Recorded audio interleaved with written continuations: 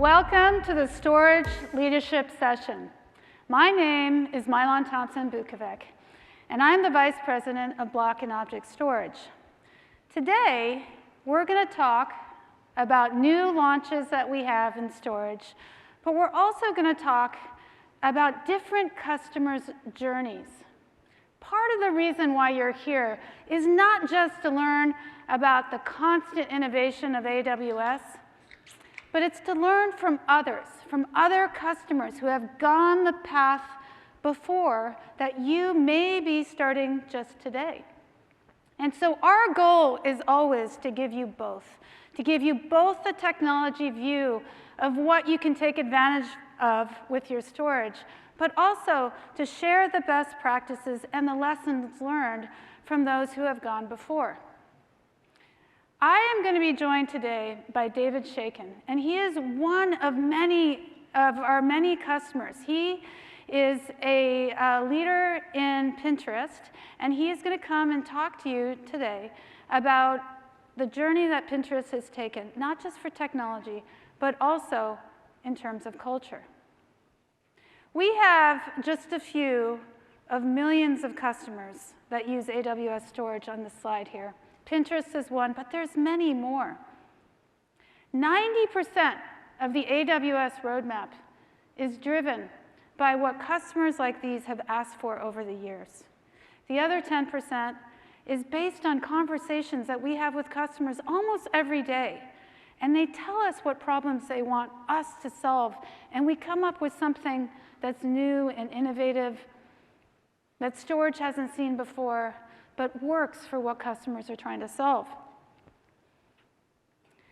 We also work very closely with hundreds of AWS storage partners because we know that customers would like to use known partners that they work with today on premises to work with in the cloud, and they need help in migrating and running the applications that they have in the cloud.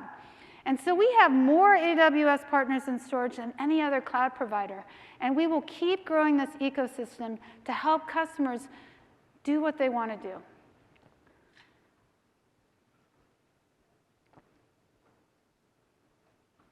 Today, every business is a data business.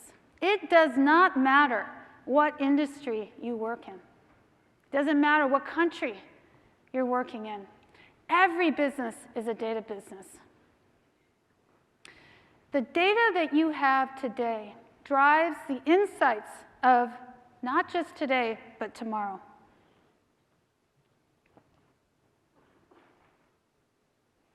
You are in the storage session today because you know the truth. You know that the data that you have in your business is growing exponentially. IDC says that the current amount of data in 2021 is going to grow by 3 times for enterprise data by 2025. And 87% of that enterprise data is going to be stored in the cloud. And the reason for that is that if you're talking about this rate of growth, there's actually no way you are going to want to manage that on premises. You don't want to drive the procurement of it. You don't want to rack and stack it in your data centers. And you don't want to have endless chains of hardware appliance life cycles. You need to store that data in the cloud because when you have that exponential data growth, you really have no other choice.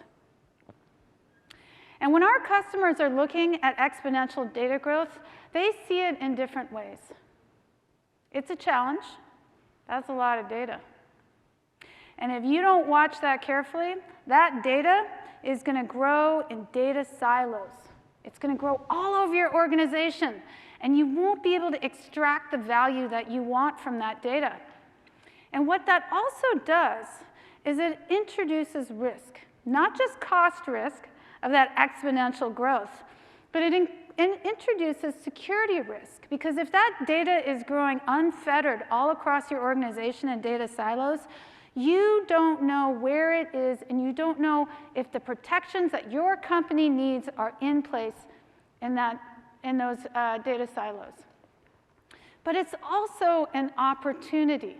It's an opportunity to take the data that used to be locked away on tape or in data centers in islands of hardware and be able to use that in a way that maybe your business has never used before.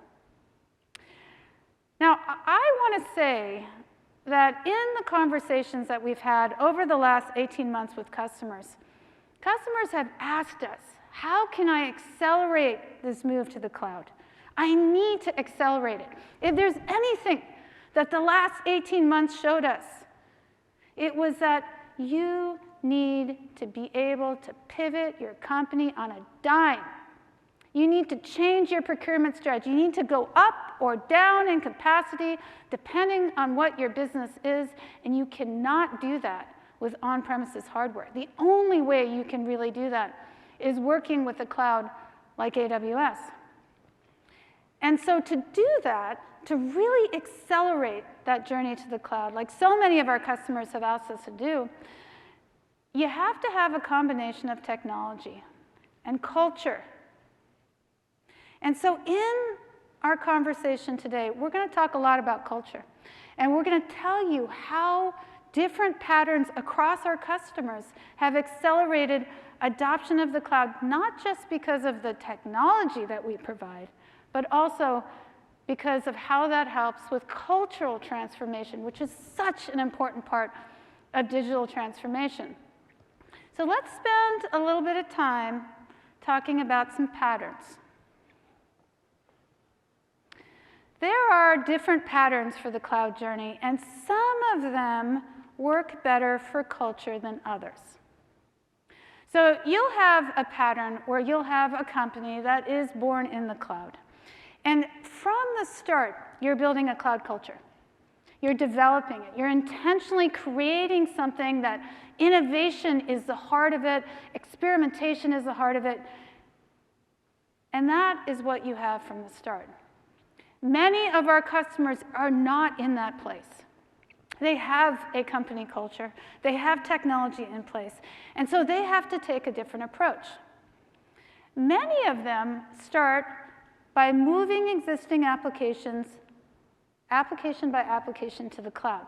Sometimes those customers actually just say, I'm going to move just one application and see how it goes. And then the people who are working on that one application in the cloud, they're going to seed the rest of the organization with cloud skills and cloud awareness.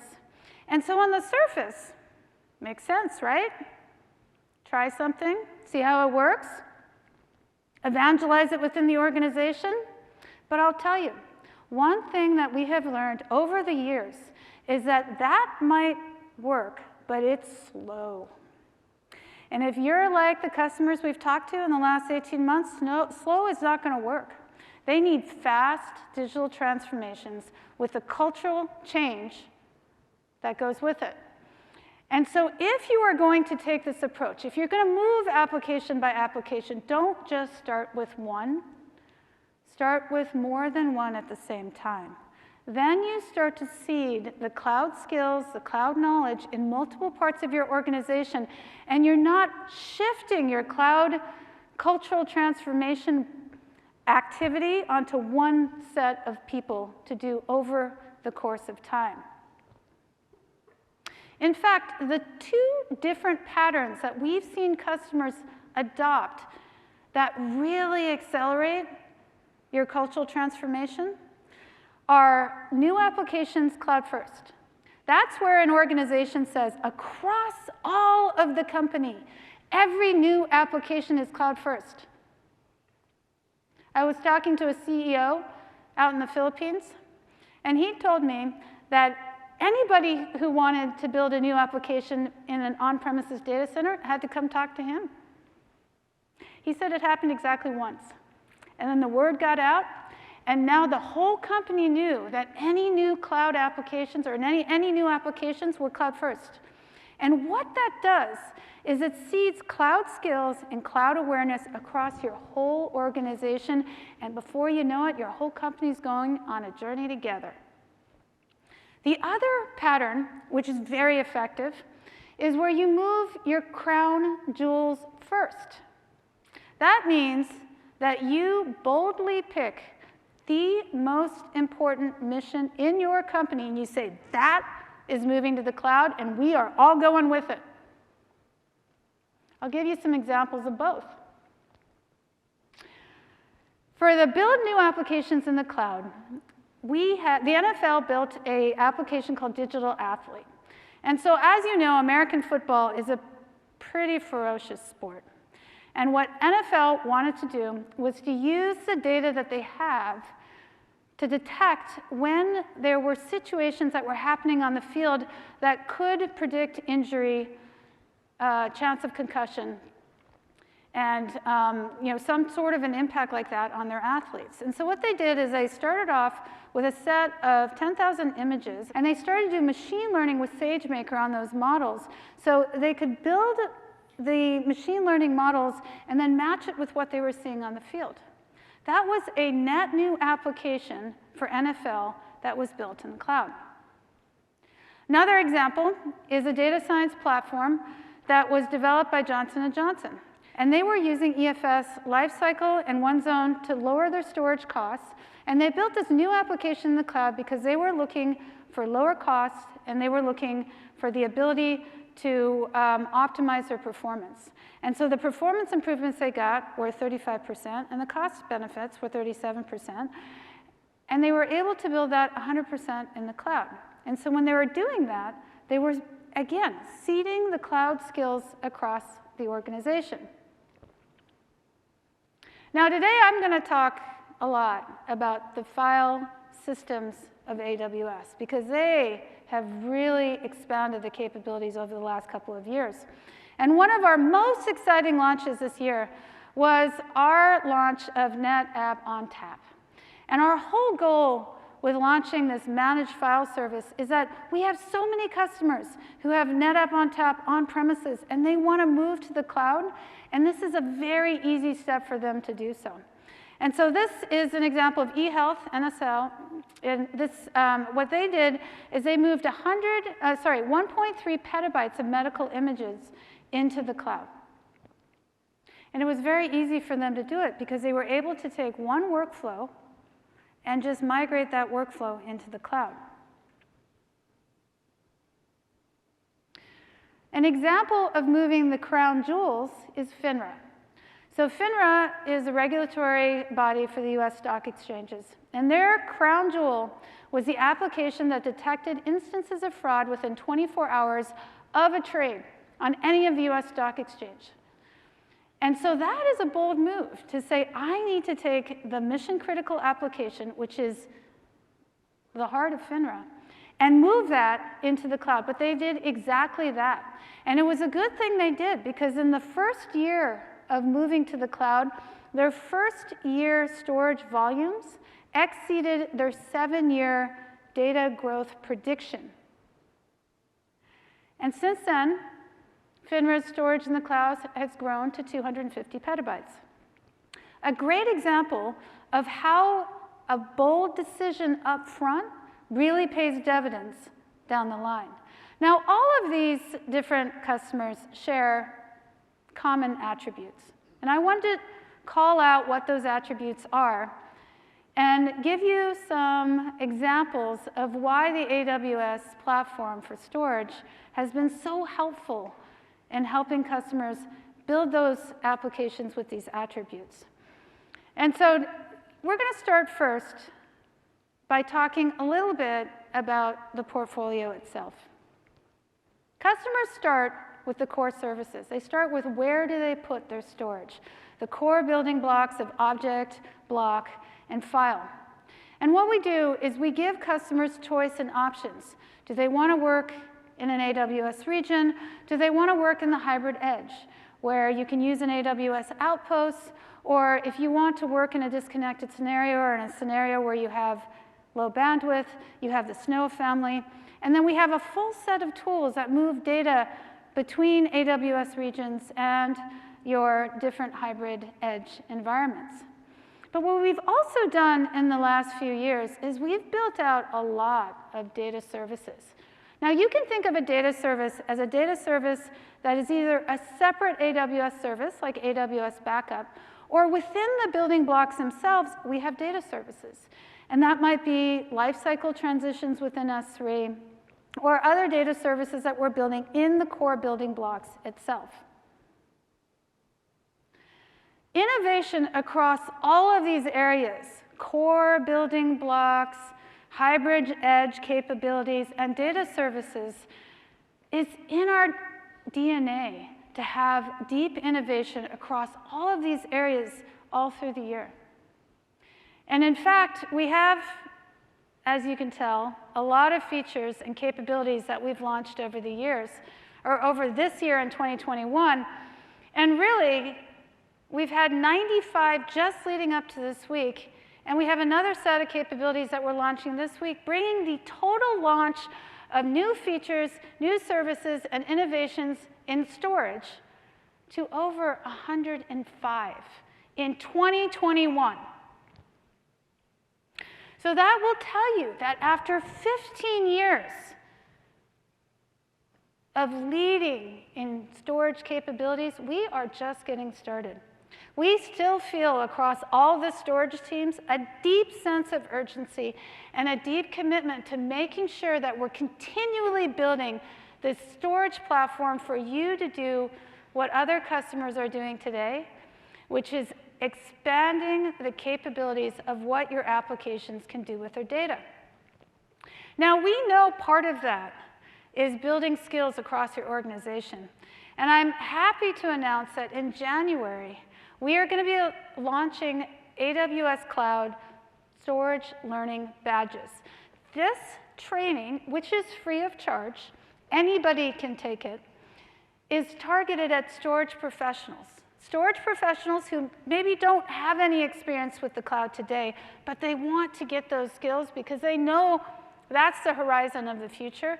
They can take our free training, which we're first going to launch on block and object storage, and then add data transfer and other services to that, and get a baseline of understanding on how to use cloud storage to accelerate their cloud skills and therefore your company's digital transformation.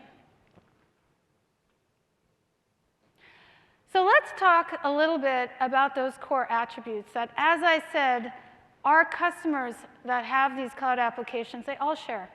And across the board, whether you're talking to an AWS team, you're talking to a customer engineer, everybody knows that security is job one. The data always needs to be protected. And the way that we do it speaks again to that innovation being in our DNA.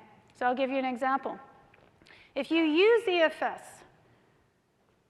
EFS is the only file service where you can get away from Kerberos or POSIX, and you can use IAM authorization as part of your security model.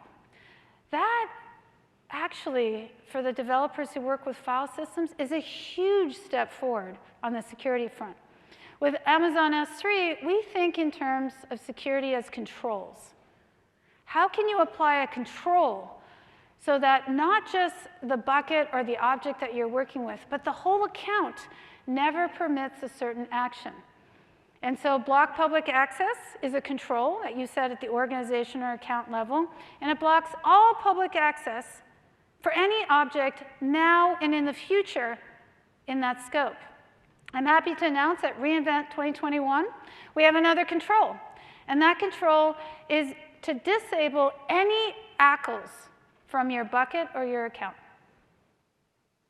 And so you just set that once. You set it as high a scope as you possibly can, and it will apply not just now, but in the future. And that's how we think about security. It's not just a setting. It's really how do you want to think about your mental model of security, and how do you want to make it possible for your engineers to do things that they couldn't do before. We also continue to build in more visibility. And if you talk to security officers, they will tell you, in order to have good security, it needs to be simple, and you need to be able to audit and see what's going on. And so when we think about security, we think holistically. We think about how can we provide valuable metrics that we currently have in storage lens, and just last week we launched as CloudWatch Metrics. How can you use file access auditing for Amazon FSx? We're thinking about the whole view of security, not just the controls and the capabilities, but also what does a security officer need for their storage security? So you start with this foundation. Protect the byte. How do you protect the byte, and how do you know that the byte is protected? But then on top of that, we build services. And we build services because we want our storage customers to be able to manage the data that is already securely stored, but they want to manage it for compliance, for data protection, for business logic that a company has. And so I'd like to announce a new data service that we have, which is a recycle bin for Amazon EBS snapshots. This is a data service that protects against accidental deletes within your company, where you have this very valuable snapshot and you want to make sure that nobody accidentally deletes it. You have an insurance policy now, and it's called the recycle bin. So you can turn it on, and it will do essentially a soft delete for you on those particular snapshots that you set up. And then if you need to, if somebody does actually accidentally delete it, you can recover it in minutes. Another set of data service capabilities that we have in this space is new capabilities in AWS Backup. AWS Backup has grown like crazy in the last few years since it launched. People love that you have one place to go to do a set of backup operations across many different types of resources. And that team has been busy this year, launching more and more support for different things that you can manage through AWS Backup. And I'd like to announce, as of today, AWS Backup is now supporting VMware, both on-premises as well as VMware in the cloud on AWS, and a preview of support for S3. That means that those customers that are currently using custom scripts to do backup of S3 or VMware can now use AWS and the capabilities, AWS Backup service and the capabilities that it provides. Another form of data service on top of that storage are the many ways that you can do replication. And you can do replication of data across S3, FSx for NetApp ONTAP, and then also EFS. And our goal here is to provide you with choice and really with capabilities that aren't available anywhere else. A great example of that is our multi-region access point for S3 that we launched earlier this year. This is a capability where you can take an existing bucket, and if you want S3 to manage the replication of data in that bucket to any number of regions for you, it can be done with a few clicks of a button in the console. You can set up so easily a single bucket and front multiple buckets in multiple regions for any number of regions that you want. And all the work for keeping that in sync is all managed by policy behind this multi-region access point. FSx for ONTAP has that same one-to-one or one-to-many replication spanning on-premises and AWS regions, and it goes both ways. We manage it both directions. And then EFS, you can also do replication within a region or across region in minutes for your file system storage. So you start with making sure your data is secure. You start with making sure that you're taking advantage of data services that work on that data for disaster recovery that you have with your policies or your compliance policies. But really, when you got all of that data, you want to put it to work. Amazon S3 is and always has been the best place to put your data for a data lake. S3 launched 15 years ago. We have hundreds of thousands of data lakes running on AWS, and some of them are as small as a terabyte, and some of them are many exabytes. We have over 200 trillion objects in S3 today. And if you think about it, that basically means if you look at the population of everyone on this planet, every person has 26,000 objects. That should just put it in perspective. That's a lot of objects. We drive requests on average of over 100 million objects, 100 million requests per second. That's pretty high scale. And we do that and have done that for years. And so our capabilities in S3, they start with that foundation of if you want to scale, you use S3. But then we build capabilities and we drive down cost. If you think about the storage classes that we have in S3, you can store your data for as little as less than 1/10 of a cent using Deep Archive. And you can all do it with the capability and the unmatched security, compliance, and other features that we have in S3. Now, we have driven innovation for data lakes since the start of S3. This is just a few examples of new capabilities in 2021, earlier in the year, or right here at reInvent, for the type of thinking that we do around data lakes. And again, at the start of our conversation, I said that 90% of our roadmap, it comes from customer conversations. These are great examples of that. Earlier this year, we launched AWS Private Link support for Amazon S3. And we launched the capability for AWS Data Sync to transfer data between HDFS and a data lake. And whether that's S3 or another data lake, Data Sync will handle that back and forth transfer. We have a fully automated sync that we have now between Amazon FSx and S3 buckets. So you can hydrate data out of your S3 bucket and synchronize it with your FSx file system, and it can go bidirectionally. And now it is automatically managed to have that synchronization occur. And then finally, we continue to iterate on the workflows that customers are doing, and so many of them are driven by events now for serverless type of computing.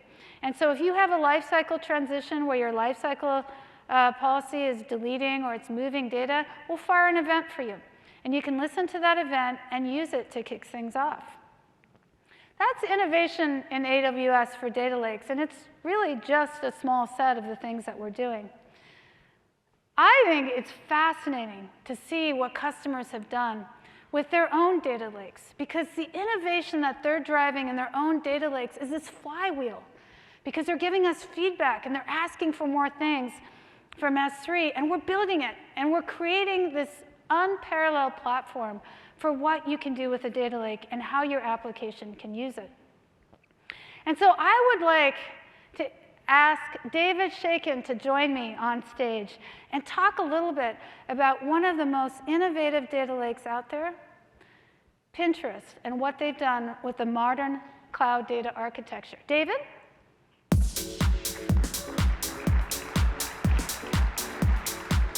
Here's my line.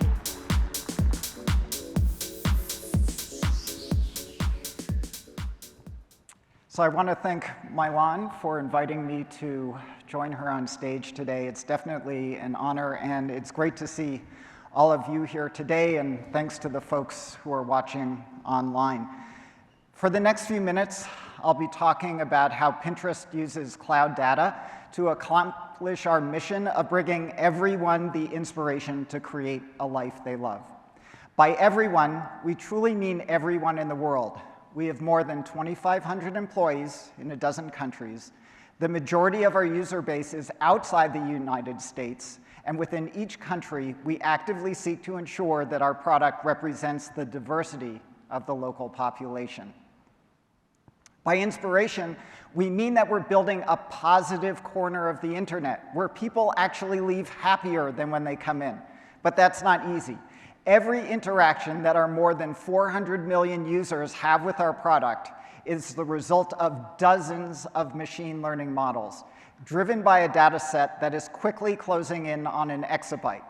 These models search over more than 300 billion pins And each pin is a complex data structure that's a combination of text, images, and increasingly video. So I've spent the majority of my career in on-premises computer rooms or data centers. So the folks at AWS said to me, can you explain what it's like to go from that world to a world of cloud data? And I have to say, it's like someone looking down from the surface of the water at the fish and saying to the fish, how's the water?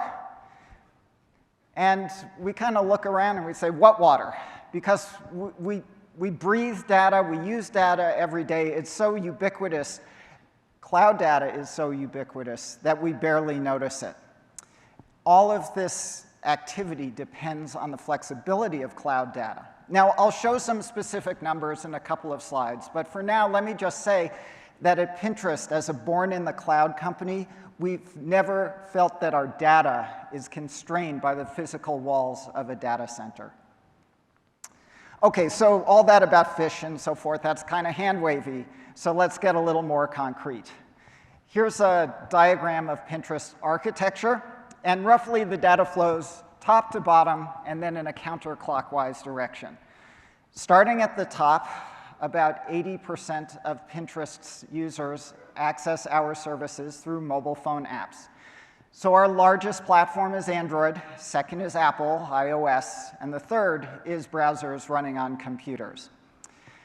All of those devices connect to Pinterest services that are running on AWS in roughly 3 tiers: network ingress, then the APIs and application logic, then the transactional processing storage systems like MySQL and HBase. Then all of those online services throw logs off through Kafka, which is our standard database, our standard data bus. Kafka lands all that data on Amazon S3, and then there's a real-time path that goes to our OLAP, online analytical processing systems, like Hadoop, Spark, and Flink. And then finally, over the last few years, we've worked with AWS product teams and professional services to ensure that all of our important data is backed up over multiple AWS regions. So with this quick overview as context, I want to go back for the next 4 slides and hit the 4 themes that Milan just talked about. First is cost optimization, which is the flip side of the benefit of having infinitely elastic data. This slide shows a metric for cost optimization that we found helpful that's called cost-weighted storage. The horizontal axis on this graph shows time from around July 2017 through the current day.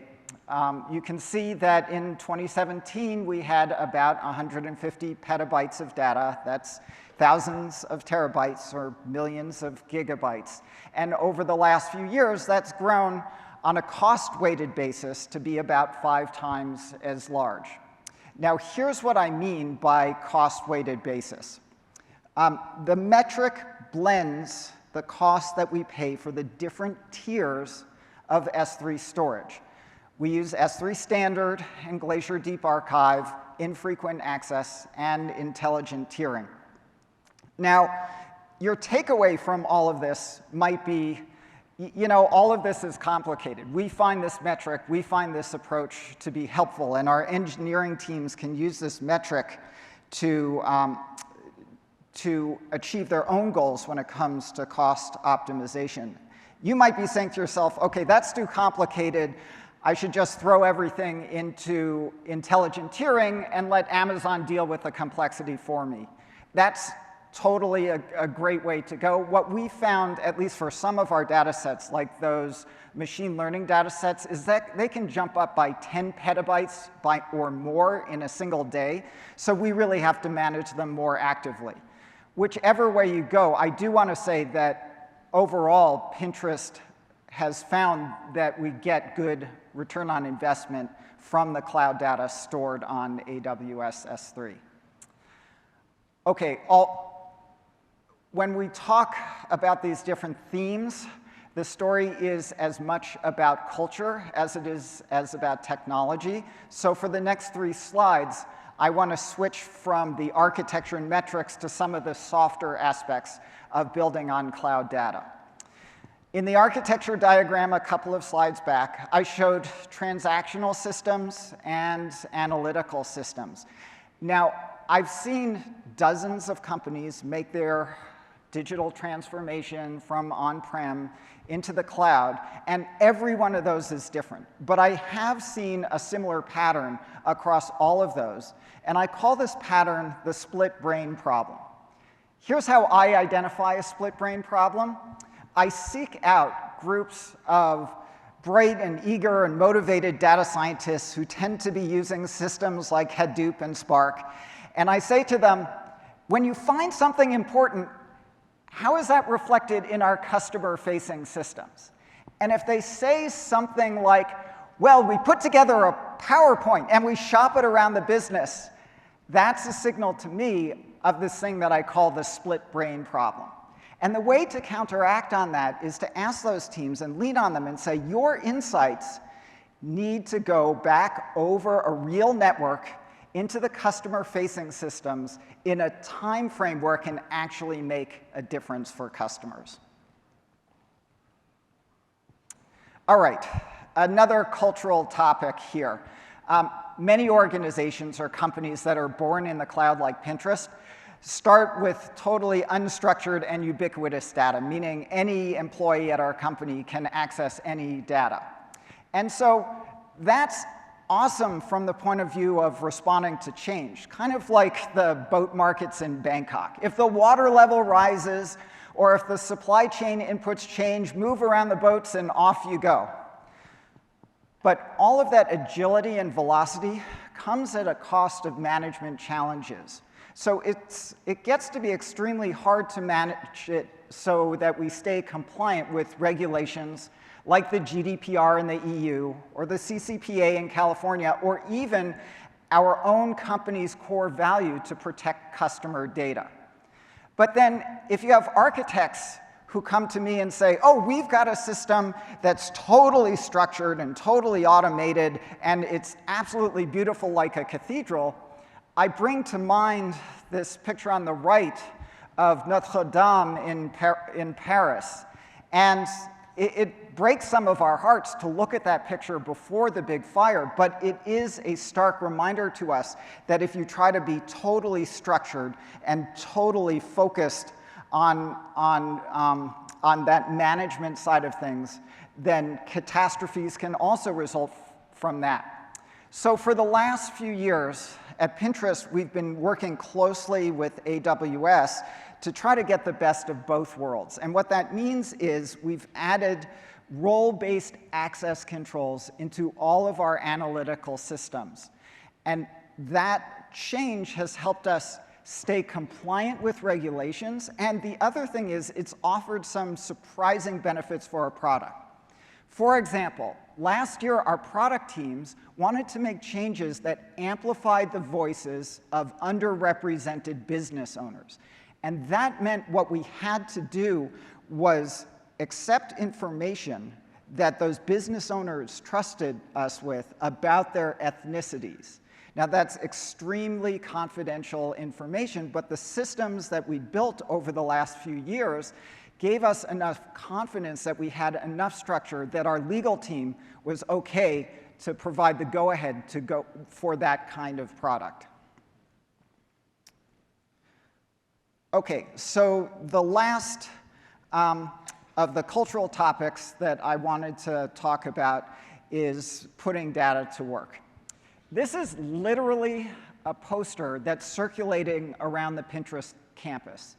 It's essentially an advertisement for a series of extremely popular classes that are organized by our product analytics and data science team that teaches everybody in the company at a level that's appropriate to them how to access data, how to process the data, how to reason about the data, and how to make decisions on the data.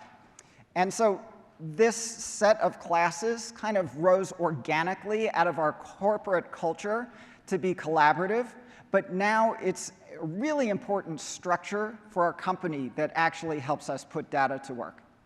Now, Pinterest is still a tween-age company. We turn 12 next year. We have a long journey to go from our awkward hyper-growth stage right now to being a truly scalable business. But I hope that our experience as a born-in-the-cloud company has been helpful. And I'll stick around after the session in case you have any questions. So thanks again to Mylan for inviting me to talk today.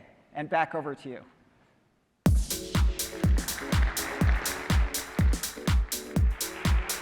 Thank you, David.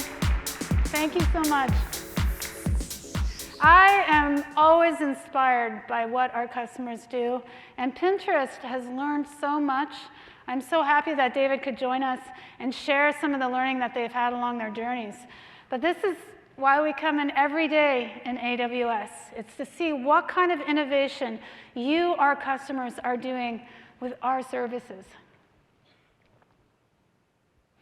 So David touched on this a little bit. When you're dealing with data and you're dealing with that exponential growth that I talked about, it is so important for that data to be cost optimized.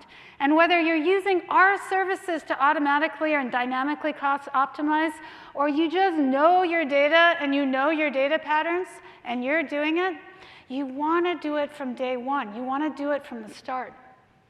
Now, I talked a little bit about how we think differently in AWS, how innovation is in our DNA.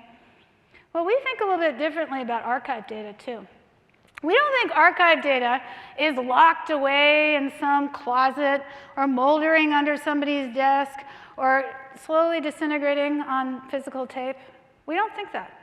We think archive data is just data that happens to be not in use at this moment, but could be.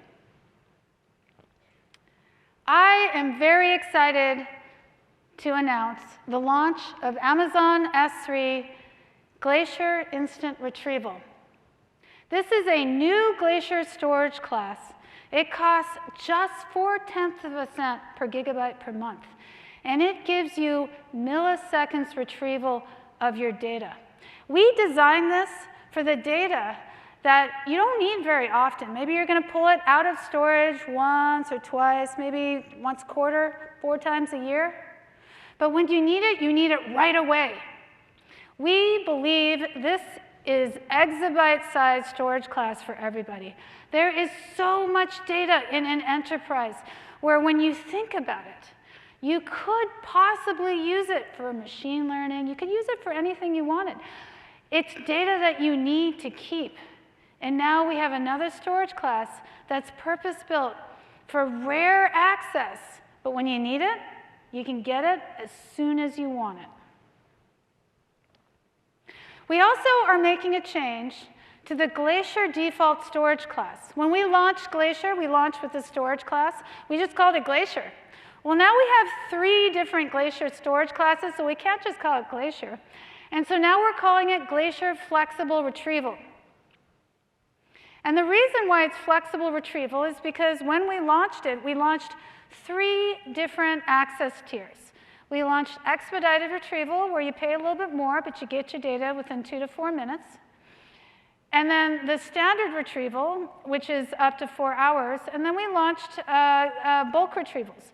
And bulk retrievals means that you get your data between 5 and 12 hours. I'm happy to announce, starting today, all bulk retrievals from Glacier Flexible Retrieval are free of charge. Our archive customers told us sometimes it's really hard to predict the costs of a data retrieval on Glacier. And so when we were sitting around as a team and we're saying, how do we make that easier for customers? We thought to ourselves, well, we could drop the price. And then we said, well, that actually doesn't really solve the problem. It's just less money. So we said, why don't we make it free of charge? Because you don't have to plan for free of charge. You just know it's free of charge. So as of now, Glacier Flexible Retrieval, which is the default storage class of Glacier in the past, all bulk retrievals for all your storage in that storage class is free of charge. And you'll see that show up in your bill now if you're using it today. The other thing that we did is we have a 10% price cut on Glacier Flexible Retrieval. Again, you don't have to do anything. It'll just show up on your bill. In addition to that, Starting tomorrow, we are also reducing the price by up to 31% for SIA, S3 standard infrequent access, and one zone infrequent access across 9 different regions.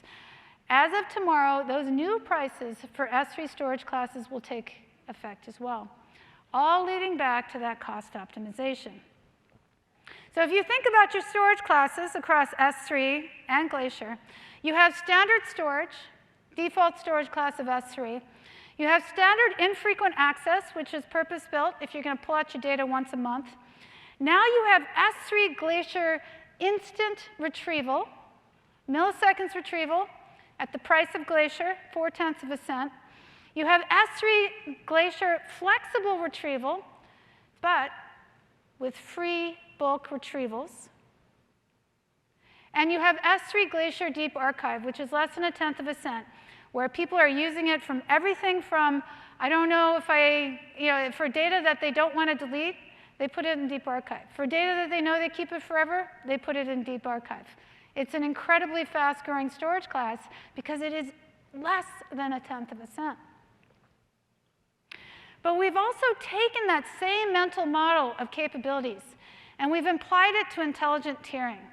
Now, David talked about this. If you know the access patterns of your data, you pick your storage class. But if you don't know your access patterns, or frankly, you do not want to spend the time figuring them out, you use intelligent tiering. In fact, when I talk to customers about their data lakes, and really about their S3 storage at all, I tell them to use intelligent tiering as a default. Intelligent tiering has saved customers over $250 million since we launched it a few years ago. And that is because the price of your storage is set by the access pattern of the storage. And with Glacier Archive Instant Access Tier, which is basically the same as Glacier Instant Retrievals, if your data is not touched for 90 consecutive days, you will get the price of Glacier Instant Retrieval. That is 68% cheaper than the price of infrequent access tier, which in turn is 40% cheaper from the frequent access tier, and you don't have to do anything. This is just per object access patterns, and you automatically save because we dynamically price the storage for that object on the access tier. So if you don't know your access patterns, my recommendation is that you just use S3 intelligent tiering. By default, depending on your access patterns for our milliseconds retrieval, you will get the savings, and you will be able to show it to your company and say, look, just by using this one storage class, I just automatically saved tens of thousands, maybe millions of dollars in storage. But if you know your access patterns, you can place your storage in any of these new capabilities for the Glacier storage classes, whether it's instant retrieval or it's flexible retrieval with that new free bulk retrievals. You have more options for archive, and I promise you, it will change the way you think about archive storage. We have been doing this for years. We launched Glacier, and we changed how people think about tape versus digital storage in a cloud service. And we have been innovating regularly on Glacier ever since then. And now today is no different. Between the launch of the new storage class, a significant change of removing the bulk retrieval charge for Glacier flexible retrieval, and then taking that access tier for 90 consecutive days and giving you deep savings on that storage if you use it in intelligent tiering. But it's more than just cost optimizing by dropping the price or introducing lower cost tiers. In EBS Snapshots, I'm happy to announce that as of today, you can archive your EBS snapshots. Now, we believe that if you're using EBS to run your mission-critical databases, you should absolutely be using snapshots. But we also know snapshots come at a cost. And we want to eliminate from your consideration that cost for using snapshots. So you can radically reduce your TCO for snapshots by using this new archive tier for S3 snapshots. You can do it with a single API call, and you can do it with existing snapshots, or you can do it with new ones. We have also been busy in 2021 with cost optimization in the file services space. So if you think about Amazon EFS, we launched the one-zone storage class, 47% cheaper earlier this year. We launched FSx ONTAP automatic tiering that give you the same benefits as what we talked about with S3 intelligent tiering.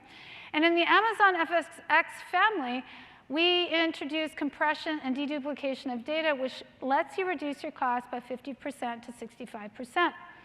I talked about innovation being in our DNA. Cost efficiency is in our DNA too, and we want to make it a service for you. We want to have it built into our capabilities so you get that benefit. Finally, the attribute of data when and where you need it. And that, at the end of the day, comes down to application performance wherever your application happens to live. Earlier this year, we launched IO2 Block Express. IO2 Block Express is our highest performance EBS volume type. We had launched IO2 about a year and a half ago, and that introduced the 5 nines of durability and a great performance profile. And it also included cheaper volume-based IOPS pricing. But then this year, we added to that with Block Express. Now, right now, Block Express works with R5B, but we are hard at work at putting our IO2 Block Express and making it available for all other EC2 Nitro-based instance types. That is going to be coming soon to a region near you. But for now, we have a lot of customers that are using IO2 Block Express. And what they love about it is this combination of the high durability of IO2, but also the performance. IO2 Block Express offers 256,000 IOPS with sub-millisecond latency. This type of performance just opens up new workloads that previously customers had thought about using a physical SAN for. Now, as you know, the major benefit that you get right away from using IO2 or any AWS storage service is elasticity. You buy what you need. You scale up and down depending on what you need. But with IO2 Block Express, you get more than that. You get better performance. We had a third-party benchmarker do an analysis for us. And what they found is that IO2 Block Express with R5B was more than 26% higher throughput than a mid-range on-premises SAN storage array. We are just at the start of this. It is our intention in EBS to deliver SAN performance at the highest end physical SAN, because we know that you want to get out of the SAN business. You don't want to keep on buying that incredibly expensive hardware for that explosive data growth where it's exponentially growing. You don't want to grow on a SAN. It's too expensive. It's inelastic. It's a lot of work. And so we are making IO2 Block Express the platform for you for all of those SAN workloads. And we have customers using it right now. Salesforce.com moved their MongoDB application to IO2 Block Express. They have a dashboard application that has personalized ML predictions. And now they're able to do it faster with fewer EBS volumes by using IO2 Block Express. Same thing with Acoustic. Acoustic does digital marketing solutions. And they migrated a SQL Server workflow from on-prem to IO2BX, and they were able to lower their licensing costs because their application now runs faster on fewer cores. We're doing the same type of industry transformation in our file system space. We call it FSx because we are building this whole portfolio of file systems. And X is really your choice for your workload. So what do we mean by choice? We mean that we are taking the most popular, highest used file systems, and we're running them managed for you. 2021 was a big year for our file system space because we doubled the amount of file systems that are available for you to use. I'm excited to announce the next generation Amazon FSx for Lustre. This is powered by Graviton. And so what that means is that you have 5 times the performance of the current generation and a 60% lower cost for throughput. So people use FSx for Lustre for all their machine learning, their high-performance computing, and their other workloads where they need that file system performance and they don't want to manage it. And now you get it backed by Graviton. Earlier this year, we launched Amazon FSx for NetApp ONTAP. It's incredibly popular. And the goal here is to let customers run their existing fully managed ONTAP in the cloud for the first time. We think it's the best of both worlds. You get the capabilities that you know and love from NetApp ONTAP, but you're running it managed in the AWS cloud. And you can optimize your costs because you have the automatic tiering and built-in data compression and deduplication that let you optimize cost and leverage your existing application workflows that you have on premises. I'm also excited to introduce Amazon FX for OpenZFS. It's a new managed file system, again, powered by Graviton, and you get up to 1 million IOPS of latency in just a few hundred microseconds. So if you are currently running OpenZFS in on-premises, or any Linux-based file system, this is a managed AWS file system for you to use, and you can just pick up that workflow and that application set and just run it in AWS in a cost-effective and highly performant way. And so if you think about that, you think about, wow, we just doubled the file systems, the file services that we offer for AWS. We are constantly looking to expand the breadth of capabilities. And that is very true if you think about where that application and the storage is running. So we have our AWS regions, but really, we have been rapidly expanding our on-premises hybrid type of solutions, our capabilities in a remote office, and what the people are thinking of as a rugged mobile edge, where your storage and your compute, they're on a ship. They're out there doing oil drilling. They're in the field doing film production. And so if you think about the capabilities that we're providing, we want to make sure that our storage capabilities are where you need it. And so if you think about how do I make a decision between working with one of our solutions in this area or another, for us it really just comes down to online and offline. And at the end of the day, it's about performance.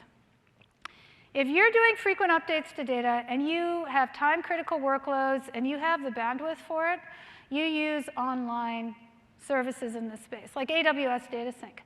But if you're offline or you have very limited bandwidth because you're in an old data center, that's where the AWS Snow family comes in handy. That is there for you to use resident in those scenarios, or if you want to use it for transport. But so many of our customers just keep their Snow devices and they use it there. And that is why we continue to invest in that integrated experience.